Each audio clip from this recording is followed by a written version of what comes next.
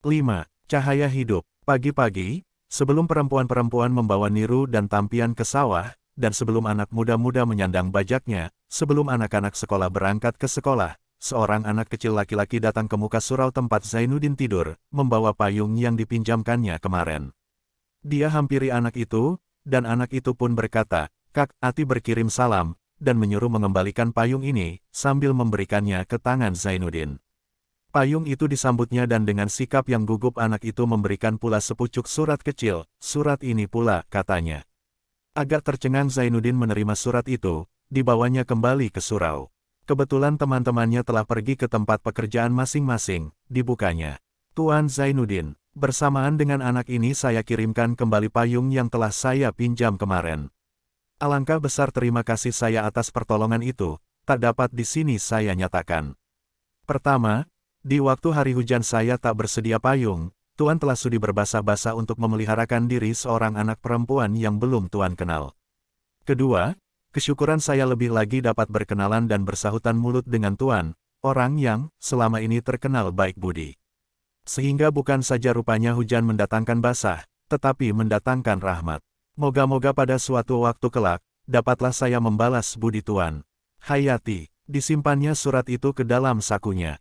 Tidak dapat dia mengartikan dan mentafsirkan surat itu, yang penuh berisi ketulusan dan keikhlasan. "Susun," katanya amat manis tetapi bersahaja. Setelah beberapa saat kemudian pulanglah Zainuddin dari surau ke rumah bakonya. Sehabis makan dan minum, matahari telah sepenggalah naik, kira-kira pukul 9, orang telah lengang di kampung dan ramai di sawah, rasa-rasa kehilangan semangat Zainuddin duduk di rumah. Kebetulan pada waktu itu hari sudah hampir bulan puasa, rumah-rumah pelajaran agama di kampung-kampung telah ditutup. Hatinya amat tertarik melihatkan kehijauan langit sehari itu, apalagi kemarinnya hari hujan, puncak Gunung Merapi jelas kelihatan, sungai Batang Gadis Laksana bernyanyi dengan airnya yang terus mengalir. Dari jauh kedengaran nyanyi anak gembala di sawah-sawah yang luas.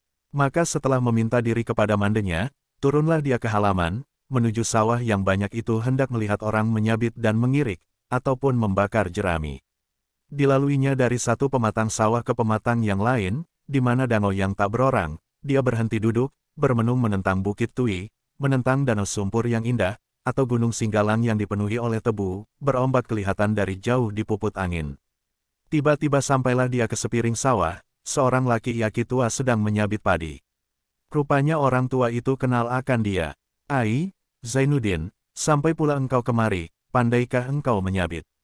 tegur orang tua itu. "Pandai juga, engku," jawabnya. "Banyak jugakah padi di Mengkasar?" "Di kota Mengkasar tidak ada padi, tetapi sedikit saja keluar dari Mengkasar telah penuh oleh padi. Bahkan makanan orang Mengkasar, dari padi keluaran Maros, Pangkajene, Sidenreng dan yang lain-lain." Orang tua itu pun meneruskan pekerjaannya juga. Zainuddin 34 bertanya kembali, "Mengapa engkau seorang saja yang menyabit padi di sini? Kuatkah engkau? Tadi banyak anak muda-muda yang menolong, tetapi lantaran pekerjaan sudah hampir selesai, mereka telah minta izin pulang. Pekerjaan ini sudah 2 hari dikerjakan, sekarang baru akan siap." "Demikianlah Zainuddin," ujarnya pula, "kalau kita sudah tua macam saya ini, kalau kurang kuat bekerja menolong awak cucu, dengan apa nasi mereka akan dibeli? Tulang sudah lemah, yang akan mereka harapkan dari kita tidak ada lagi. Semasa muda kita harus berusaha sepenuh tenaga, sehendaknya di hari tua kata istirahat. Akan beristirahat saja, tangan tak mau diam, dia hendak kerja juga." "Indah benar hari sehari ini, Zainuddin," ujarnya pula, "cobalah lihat langit jernihnya, lihatlah puncak Merapi seakan-akan telah berhenti mengepulkan asapnya. Keadaan yang begini mengingatkan saya kepada zaman badan kuat, tulang kuat dan seluruhnya kuat, uang pun ada pula. Tempo itu saya keluar dari rumah dengan perasaan yang gembira, tidak memperdulikan kesengsaraan dan kesusahan. Saya gelakkan orang tua-tua yang termenung-menung. Sekarang setelah badan tua, baru kita insaf dan ingat. Ah, Zainuddin, kalau engkau rasai tua esok." Setelah itu diteruskannya juga menyabit padinya. Zainuddin mencoba hendak menolong, tetapi dilarangnya, "Duduk sajalah di tepi pematang itu, penghilangkan kesunyianku, sebentar lagi datang kemenakanku mengantarkan makanan agak sedikit kemari, kita makan apa yang ada. Di Mengkasar apa pencarian orang, apa yang laku di sana?" Tanya orang tua itu pula. "Macam-macam, sebagai di sini juga. Cuma di sana dekat lautan, kami di sana lebih banyak mengirim barang hutan ke luar negeri. Makanan, maklumlah negeri di pinggir laut, tentu saja ikan laut. Oh, di sini kalau ikan, lebih disukai orang yang datang dari laut sumpur. Tiba-tiba, sedang mereka bercengkrama demikian rupa, datanglah dengan melalui pematang sawah, seorang perempuan diringkan oleh seorang anak kecil laki-laki. Dan, alangkah terkejut Zainuddin demi dilihatnya yang datang itu Hayati, diiringkan oleh adiknya, anak yang memulangkan payungnya dan memberikan surat pagi tadi. Dia datang ke sawah menjunjung sebuah bungkusan dan menjinjing tebung kopi daun. Lihatnya Zainuddin ada di situ, dia pun tercengang, mukanya agak berubah merah. Zainuddin pun demikian pula. Ai, ini dia datang, si Ati. Bukan sudah saya katakan kepadamu tadi, kata orang tua itu. Ya engku, sahut Zainuddin dengan sedikit gugup. Nama kemenakanku ini Hayati, dia sekarang sudah tamat kelas S di sekolah agama. Ini adiknya, si Ahmad, baru 3 tahun bersekolah. Ya engku, kemarin saya bertemu dengan dia di ekor lubuk, ketika dia kembali dari padang panjang, kehujanan.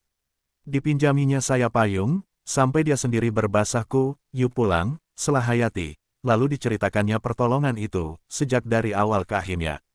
Ah berbudi sekali engkau Zainuddin.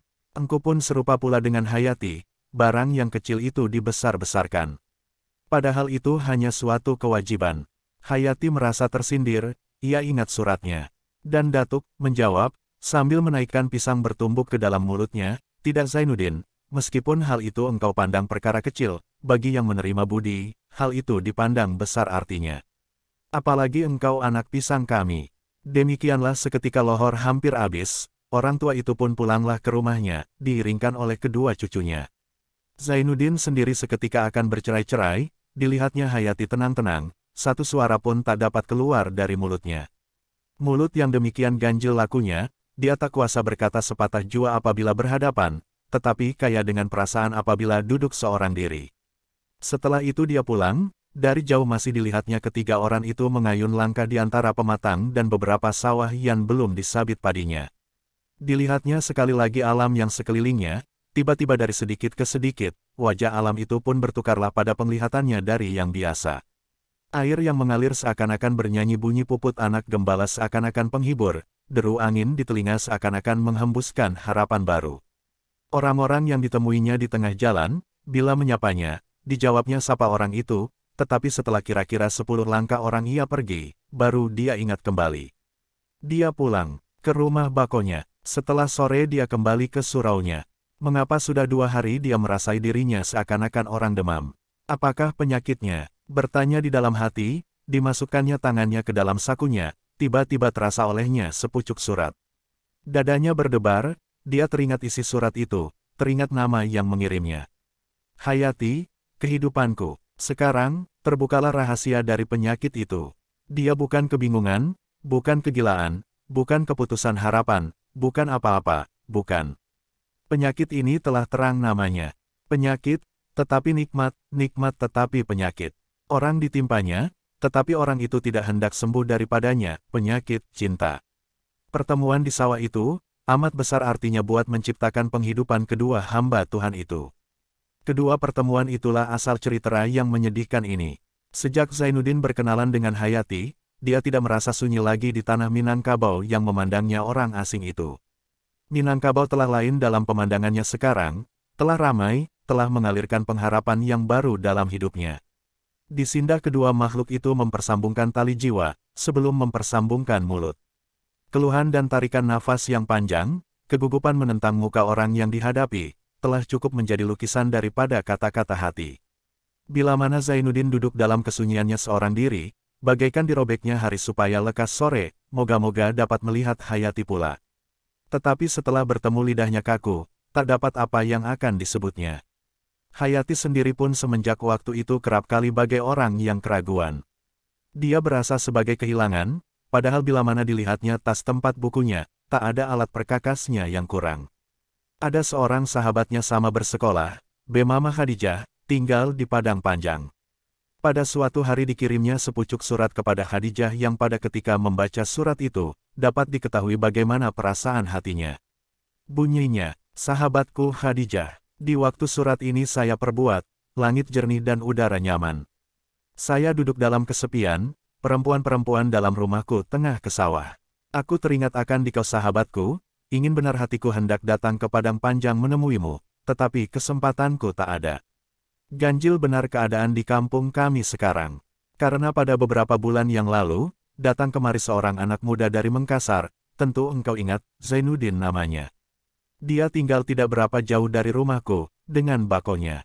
Tetapi bako jauh. Tabiatnya yang halus menimbulkan kasihan kita, tetapi di dalam kampung dia tidak mendapat penghargaan yang semestinya. Sebab dia seorang anak pisang, ayahnya seorang buangan yang telah mati di rantau. Meskipun dia dibawa orang bergaul, dia tidak diberi hak duduk di kepala rumah jika terjadi perasaan beradat-adat, sebab dia tidak berhak duduk di situ bukanlah orang mencela perangainya, hanya yang dipandang orang kurang ialah bangsanya alangkah kejamnya adat negeri kita ini, sahabatku. Saya kasihan melihat nasib anak muda itu, hanya semata-mata kasihan, sahabat, lain tidak, jangan engkau salah terima kepadaku. Karena memang sudah terbiasa kita anak-anak gadis ini merasa kasihan kepada orang yang 38, bemasib malang, tetapi kita tak dapat memberikan pertolongan apa-apa, karena kata hanya bangsa perempuan yang tidak mempunyai hak apa-apa di dalam adat dan pergaulan. Terlalu banyak saya membicarakan orang lain dalam surat kepadamu, padahal apalah perhubungan kehidupan Zainuddin orang Mengkasar itu dengan kehidupan kita. Renda yang engkau serahkan ketika akan vakansi sekolah telah hampir selesai kukerjakan. Sedianya kalau bukan lantaran pikiranku kusut saja dalam sebulan ini, renda itu telah lama selesainya. Tetapi apalah hendak dikata, kerap kali, rancangan yang telah kita kerjakan, terhenti. Di tengah-tengah karena sepanjang hari hanya habis dalam keluhan, keluh mengingat teman dan sahabat, mengingat hari kemudian yang masih gelap. Bila engkau sempat, sahabat, datanglah ke Batipuh, bermalam di sini agak semalam. Tentu saja Mamak dan bundamu akan memberimu izin, sebab hanya ke rumahku. Hayati, dalam surat itu nampak isi perasaan Hayati, perasaan yang belum pernah diterangkannya kepada orang lain. Sebenarnya, dia amat kasihan melihat nasib Zainuddin orang jauh itu. Di sini tak mempunyai kerabat yang karib, dan ayahnya pun telah meninggal pula. Akan pulang ke Mengkasar, hanya pusaka ayah bunda yang akan ditepati. Sikap Zainuddin yang lemah lembut, matanya penuh dengan cahaya yang muram, cahaya dari tanggungan batin yang begitu hebat sejak kecil, telah menimbulkan kasihan yang amat dalam di hati Hayati. Dan cinta, adalah melalui beberapa pintu. Ada dari pintu sayang, ada dari pintu kasih, ada dari pintu rindu, tetapi yang paling aman dan kekal, ialah cinta yang melalui pintu kasihan itu. Sudah lama dia menunggu-nunggu suatu kalimat saja pun cukuplah, keluar dari mulut Zainuddin, baik tepat ataupun sindiran, yang dapat dipegangnya, cukuplah satu kalimat itu baginya. Tetapi cinta pertama adalah langkah bermula dari penghidupan. Orang hanya pintar jika duduk seorang, dan bingung jika telah berhadapan. Yang mendalamkan luka hati adalah perasaan yang selalu terkurung, tak ada sahabat karib yang dapat dipercayai untuk menumpahkan perasaan itu. Tiba-tiba, pada suatu hari, di waktu matahari hendak terbenam ke barat, di waktu perempuan-perempuan telah pulang dari pancuran mengisi parian betungnya, Hayati bertemu dengan Zainuddin di liku jalan. "Ai, Tuan Zainuddin di sini." "Ya, di sini, menunggumu." "Menunggu saya?" tanya Hayati, sedang dadanya mulai berdebar. "Apakah maksudnya? Lekaslah terangkan, supaya saya segera pulang. Saya pun takut pula akan mengganggu perjalananmu. Engkau saya tunggu hanya sekedar hendak memberikan ini." Lalu dikeluarkannya sepucuk surat dari sakunya, diberikannya ke tangan Hayati. Ketika memberikan itu jari-jarinya kelihatan gemetar. Tengah Hayati masih bingung berdiri, memegang buli-buli yang ada dalam tangannya, Zainuddin berangkat dari tempat itu secepat-cepatnya. Hayati segera pulang. Sehabis sembahyang dan makan malam, segera dia naik ke atas anjung ketidurannya, membaca di dekat sebuah lampu dinding. "Sahabatku Hayati." Gemetar, encik. Gemetar tanganku ketika mula-mula menulis surat ini. Hatiku memaksaku menulis, banyak yang terasa, tetapi setelah kucecahkan penaku ke dawat, hilang akalku, tak tentu dari mana harus kumulai. Sudah hampir setahun saya tinggal di negeri tumpah darah nenek moyangku ini. Oh, Hayati, saya telah dibuaikan oleh mimpi dahulunya, oleh kuatnya bekas dendang dan nyanyian ayahku seketika saya masih dalam pangkuannya. Tanahmu yang indah, bahkan tanahku juga, Minangkabau, senantiasa berdiri dalam semangatku. Sehingga sejak saya tahu menyebut nama negeri Padang, tanah ini telah terbayang dalam khayalku. Angan-angan dan khayal yang demikianlah yang menyampaikan langkahku kemari sebab di negeri Mengkasar sendiri saya dipandang orang Padang, bukan orang asli Bugis atau Mengkasar. Sebab itu di sana saya rasa senantiasa dalam kesepian. Sekarang saya datang kemari, Hayati. Tak obahnya dengan seorang musafir di tengah gurun yang luas keputusan air, tiap-tiap langkah dilangkahkannya tampak juga olehnya danau yang luas di mukanya. Setelah sampai kepada yang kelihatan itu, danau itu pun hilanglah, berganti dengan pasir semata-mata, hening dan panas. Hayati, berulang saya menanggung perasaan begini, seorang pun tidak ada tempat saya mengadu. Saya tidur di surau bersama-sama teman. Mereka ketawa, bersenda gurau, tetapi bila mana kuhening kupikirkan, emas tidak juga dapat dicampurkan dengan loyang, sutra tersisih dari benang. Saya telah mengerti segera bahasa Minangkabau meskipun dekat mereka saya seakan-akan tak faham. Dari isyarat dan susun kata, dapat juga ku ketahui, bahwa derajatku kurang adanya bakoku sendiri tidak mengaku saya anak pisangnya, sebab rupanya ayahku tak mempunyai saudara yang karib. Mereka bawa saya menumpang selama ini, karena dipertalikan bukan oleh budi bahasa, tetapi oleh uang, sekali lagi Hayati, oleh uang. Mengapa hal ini saya adukan kepadamu, Hayati? Itu pun saya sendiri tak tahu, cuma hati saya berkata, bahwa engkaulah tempat saya mengadu. Hayati, terimalah pengaduanku ini, malangku ini. Terimalah ini, perkenankanlah seruan dari hati yang daif, hati seorang makhluk yang dari masa dalam kandungan ibu telah ditunggu oleh rantai yang bertali-tali dari kemalangan. Ayahku telah mati, dan ibuku demikian pula bakoku tak mengakui aku keluarganya. Di Mengkasar hanya tinggal seorang ibu angkat. Dalam pergaulan, saya disisihkan orang. Saya tak hendak membunuh diri, karena masih ada pergantungan intan dengan Yang Maha Kuasa dan gaib, bahwa di balik kesukaran ada menunggu kemudahan. Di dalam khayalku dan dalam kegelap gulitaan malam, tersimbahlah awan, cerahlah langit dan kelihatanlah satu bintang, bintang dari pengharapan untuk menunjukkan jalan. Bintang itu, ialah, kau sendiri, Hayati. Bagaimana maka hati saya berkata begitu? Itu pun saya tak tahu.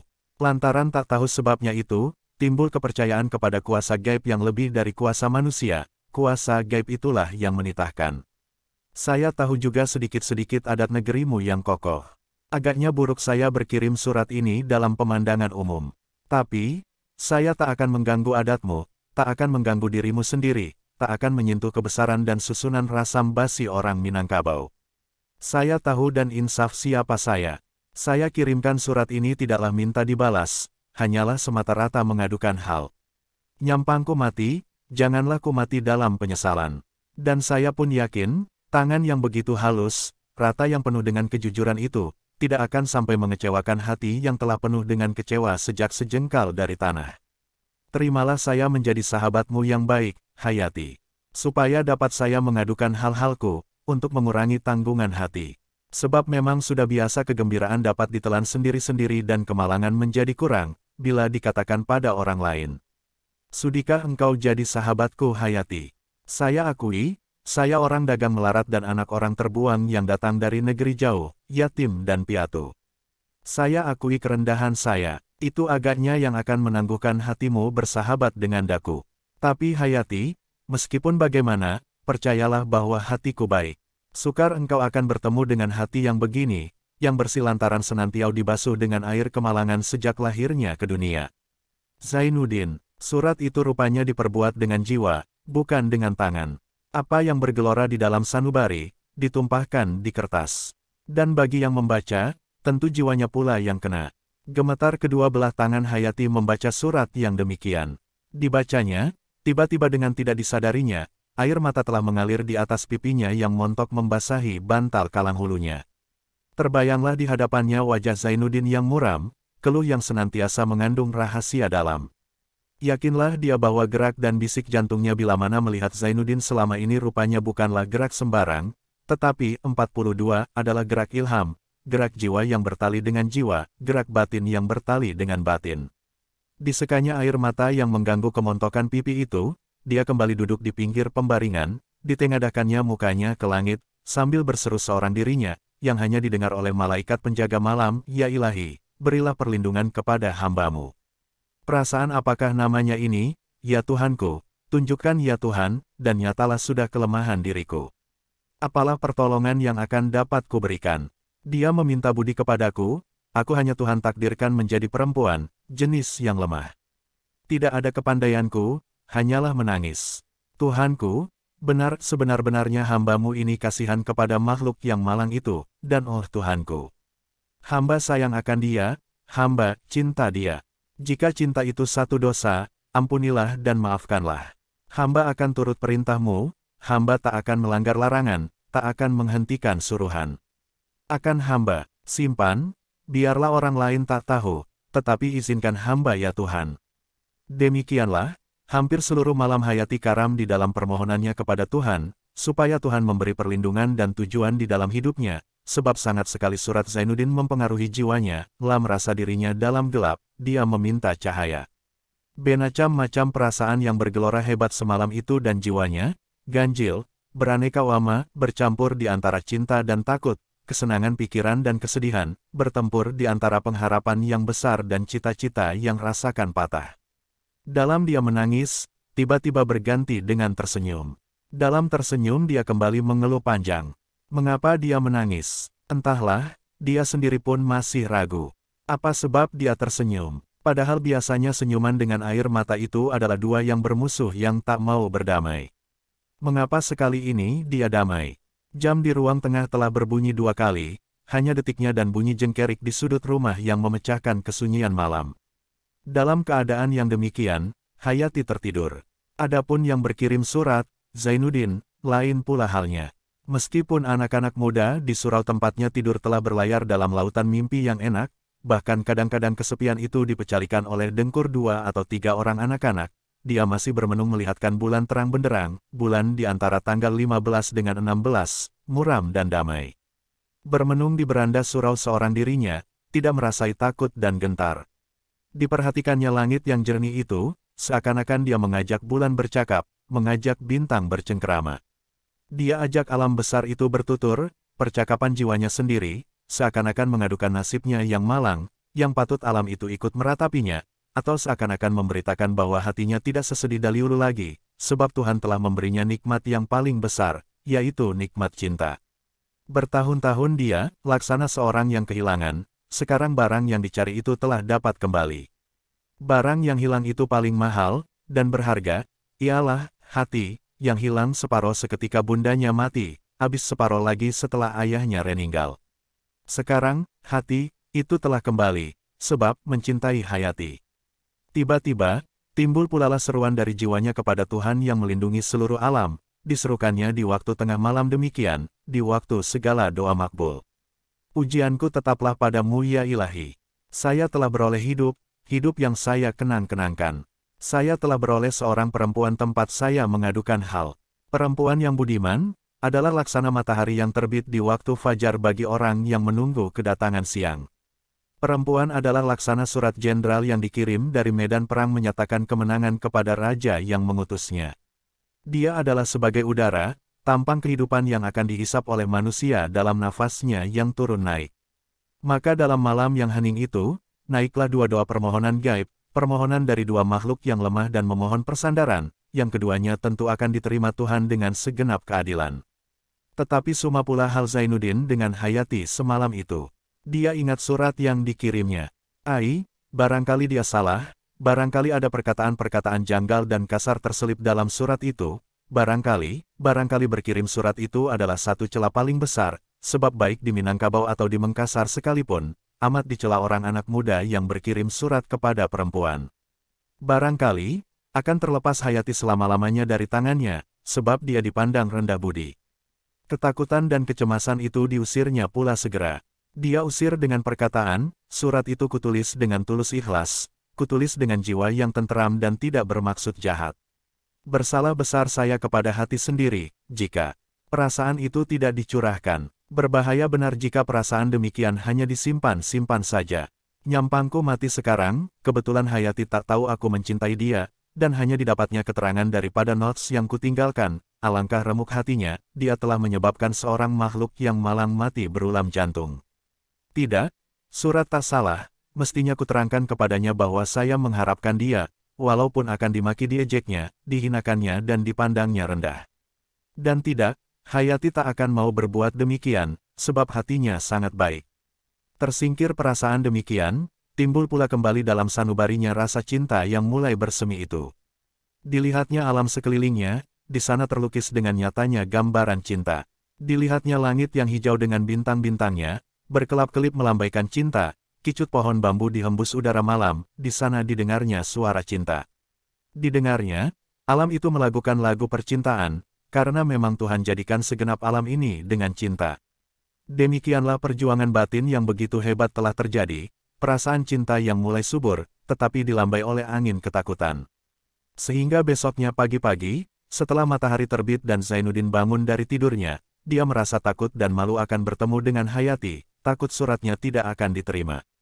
Bila dia lalu pada suatu jalan, dia berjalan tergesa-gesa, takut akan bertemu dengan Hayati, takut akan menentang wajahnya yang molek, seakan-akan menyesal dia rasanya mengirim surat itu. Apalagi telah sehari, setelah 2 hari surat dikirimkan, tidak mendapat balasan apa-apa, sehingga mengalir keringat di keningnya menenangkan itu, terasa benar olehnya kasar budinya. Perasaan itu kian lama kian mendalam, sehingga matanya tak mau tidur, hatinya tak mau tenteram. Pernah juga dia akan bertemu di satu jalan, dia mengencong ke tempat lain. 4 hari di belakang itu, seketika Zainuddin datang dari sebuah lepau di tepi jalan dan hendak mendaki ke kampung tempat tinggal, tiba-tiba darahnya tersirap dan langkahnya tertegun, kepalanya ditekurkannya ke bumi, sebab di tengah jalan itu dia bertemu dengan Hayati. "Tuan Zainuddin," ujar Hayati dengan tiba-tiba. Perkataan itu walaupun halus laksana bulu perindu, tetapi bagi Zainuddin sama rasanya dengan vonis yang ditunggu oleh seorang pesakitan yang menunggu hukumannya di muka hakun, hukum bebaskah atau hukum bunuh.